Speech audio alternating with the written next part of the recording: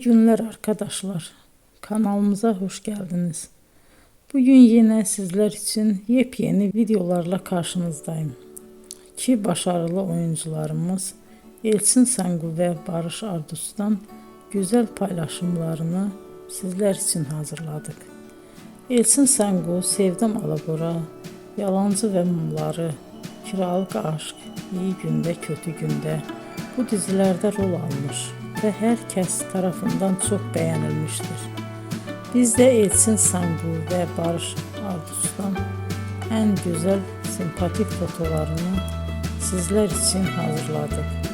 Bu karelerin devamını istiyorsanızsa emeğe saygı olarak kanalımıza abone olup yorum yazmayı unutmayın arkadaşlar.